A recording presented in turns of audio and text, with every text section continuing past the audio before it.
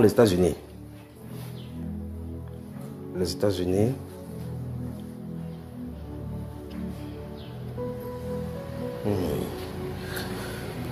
Ça, c'est le mercredi, toujours le mercredi 24 janvier. Mercredi 24 janvier 2024. Le Seigneur m'a montré sur des écrans des événements successifs aux États-Unis qui doivent arriver rapidement. C'est souligné rapidement, est souligné ici. Des inondations massives dans les grandes villes, y compris Washington. Des voitures et maisons totalement noyées à travers son territoire. Des calamités, on dirait des champs de bataille, des incendies multiples. Parce que les États-Unis ont une catastrophe. En réalité, il y a les anges, les styles d'anges qui sont ici au Cameroun se trouvent là-bas. Parce qu'il y a le réveil qui se prépare aussi là-bas. Mais j'ai aussi vu des vagues du Saint-Esprit sur le pays partout. Le ciel s'est ouvert et le Dieu du ciel s'est souvenu des États-Unis. Un grand réveil arrive pour purifier le pays avant la grande crise économique dont ils vont faire face. Les anges de son pays, les anges de ces pays sont prêts. C'est à ce moment-ci, dit le Seigneur. Donc, prions ardemment pour ce grand pays, car Dieu veut encore l'élever et le faire défier défier le pays du dragon. Vous connaissez le pays du dragon rouge. Et affronter l'ours polaire qui veut étendre ses regards vers le plus beau des pays. Priez qu'il n'y ait pas de traître de l'alliance à la Maison Blanche qui rompt l'alliance avec Israël. S'ils rompent l'alliance avec mon peuple, je romprai mon alliance avec eux, dit le Seigneur. Donc voilà le message pour les États-Unis. Donc en fait, encore, il y a plusieurs messages ici. Catastrophe, le bon message, la visitation du Saint-Esprit, l'alliance pour polariser les États-Unis afin de lutter contre le pays du dragon rouge et l'ours polaire, ainsi que la tentative de rompre l'alliance avec Israël, parce que c'est le changement totalement pour le monde là-bas.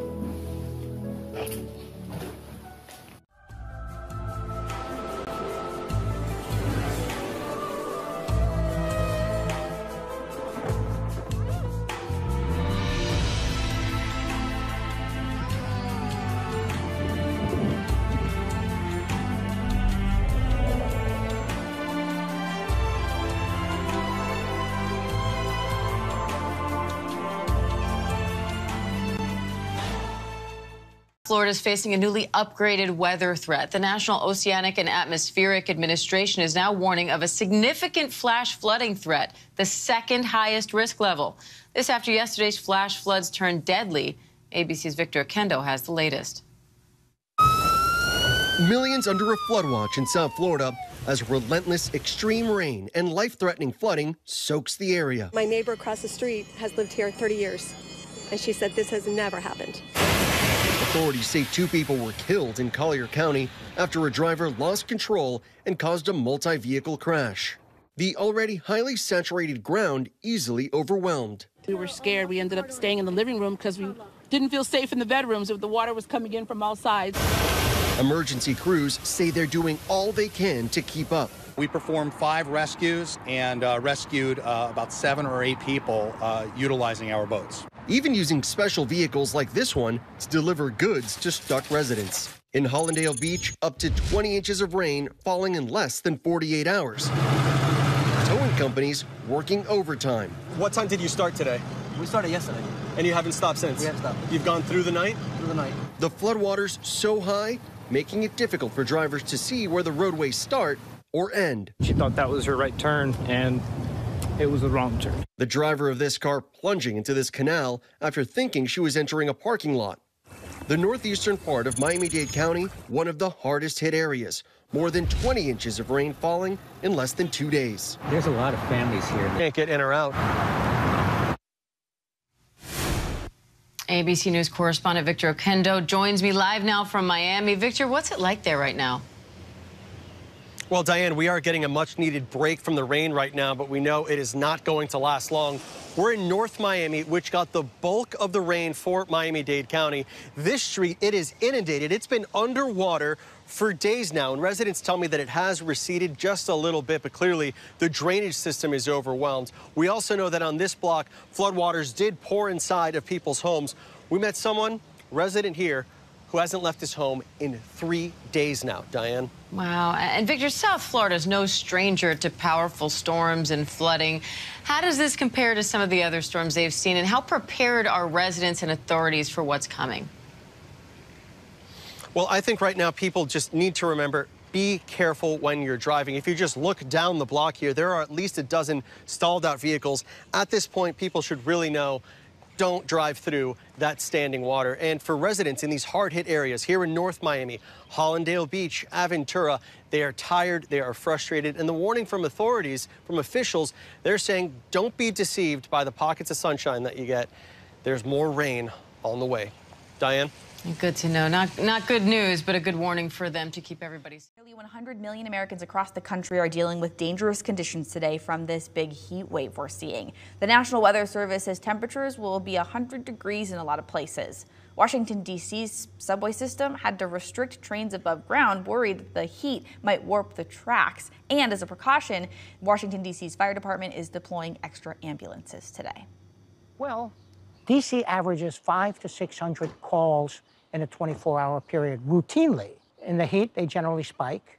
We go above 600. It's not unusual to go above 600. From New York to South Bend, Indiana to Washington, D.C., officials are urging people to seek out water parks, splash pads, or indoor cooling centers. Weather whiplash for millions of Americans as Alberto, the first named storm of the hurricane season, made landfall in neighboring Mexico.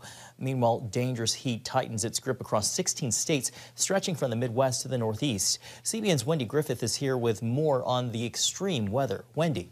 That's right, John. Alberto, now a tropical depression, made landfall overnight, leading to the deaths of at least 3 people. Government forecasters predict this to be an above-average hurricane season. In another potential extreme, more than 70 million people under heat alerts on this first official day of summer. Alberto hit as a tropical storm, bringing with it strong winds, heavy rains, and dangerous storm surge. Areas along the Texas Gulf Coast feeling the impact, with neighborhoods in Surfside flooded, streets in Galveston underwater, and a 4-foot storm surge greeted Corpus Christi. The water's up to the dunes right now, so it's definitely not safe to be out on the beaches currently. While parts of the Gulf Coast are saturated, hot, dry conditions are helping to fuel wildfires in the west. Some 17 large fires continue to burn from California to New Mexico. The South Lake and Salt fires in New Mexico have destroyed more than 1,400 structures. Evacuation orders are in effect. I was afraid.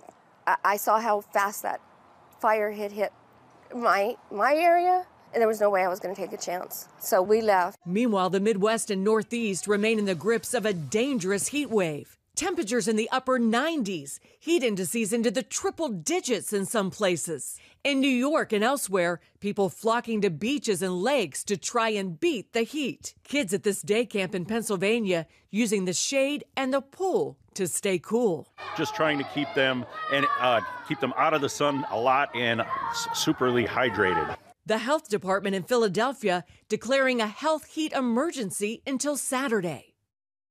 Makes me hot just looking at it. High temperatures expected to continue at possible record levels in the Northeast and parts of the Ohio Valley. As for those fires in the West, some good news as gusty winds are easing up, but no relief yet.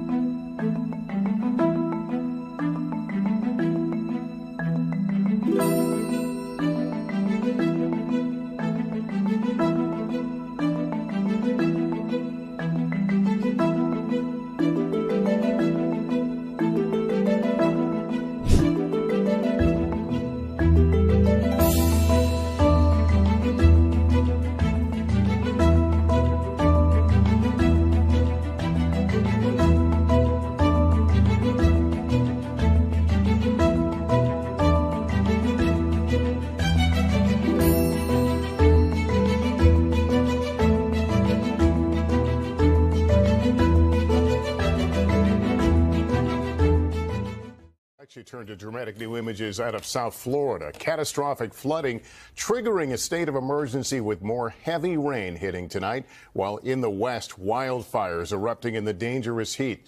We begin with Marissa Parra in the storm zone. Neighborhoods in South Florida underwater. You need a ride? You sure? Rescue crews called to help stranded neighbors. We have about 6 inches of water inside the house. The aftermath of a deluge of record-breaking rain slamming the Sunshine State. Now, 2 deaths reported after a car lost control on wet roads in Collier County. This is how high the water was yesterday. Exactly. From Florida's west coast. Because it's flooded everywhere. To North Miami. I got nowhere to go, so I'm like, I'm lost for words. Miami-Dade and 4 other counties under a state of emergency as millions face flood risk across the state. And we are working around the clock to protect our residents and our businesses. The storm system creating a swath of travel nightmares. Hundreds of flights delayed or canceled. Overnight, rising waters temporarily shutting down part of I-95. Street after street in South Florida looks exactly like this one. Cars stalled out in the middle, homes flooded, leaving neighbors wondering what happens next. Abandoned vehicles littering roads and parking lots as parts of southern Florida saw 10 to 20 inches of rainfall over 2 days, comparable to hurricane totals. The ground now saturated and vulnerable.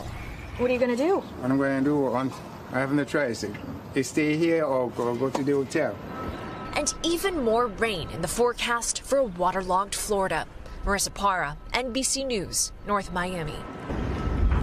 I'm Liz Kreutz in Arizona, where firefighters have been battling a destructive wildfire north of Phoenix. And then we're just going to have it, watch it, and making sure it's not hopping the road like it did. The Rose Fire igniting late afternoon Wednesday outside the town of Wickenburg, quickly spreading across more than 160 acres, jumping Highway 60. This major highway is now closed in both directions, and you can see fire crews there in the helicopter doing a water drop to try to put out these flames. The fire fueled by strong winds and the dry, scorching heat, destroying 6 homes and forcing residents to evacuate. We had a neighbor call us and say, "Did you know you're about to be evacuated?" Paul Bjorklund says the flames were just a couple miles from his house. And we walked out and looked and saw big plumes of smoke, and we decided to head for the hills. And Lester, officials say this fire was human-caused. Highway 60, where we are, has now reopened. Evacuations have been lifted, but there is still no containment on this fire tonight, with firefighters working by hand through